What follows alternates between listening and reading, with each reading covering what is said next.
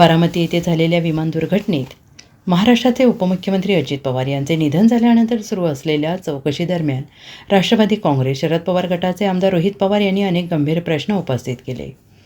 पत्रकार परिषदेत बोलताना त्यांनी या घटनेबाबत काही बाबी संशय निर्माण करणाऱ्या असल्याचे सांगत सखोल आणि पारदर्शक चौकशीची मागणी केली.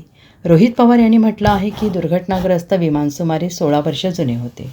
अपघाताच्या वेळी पायलटने कथितरित्या उच्चारलेले शब्द त्यांनी नमूद केले. को पायलट पाठक यांच्यावर आम्हाला संशय नाही, मात्र कॅप्टन कपूर यांच्या भूमिकेबाबत प्रश्न उपस्थित होतात. 2023मध्ये मुंबईत अशाच प्रकारचा विमान अपघात झाला होता. त्याची चौकशी अद्यापही पूर्ण झालेली नाही, याकडे त्यांनी लक्ष वेधले. रोहित पवार यांच्या मते सुरुवातीला वेगळे 2 पायलट उड्डाण पार करणार होते, मात्र ऐनवेळी दोघांनाही बदलण्यात आले. हा निर्णय का घेण्यात आला याचे स्पष्टीकरण आवश्यक असल्याचं त्यांनी म्हटले.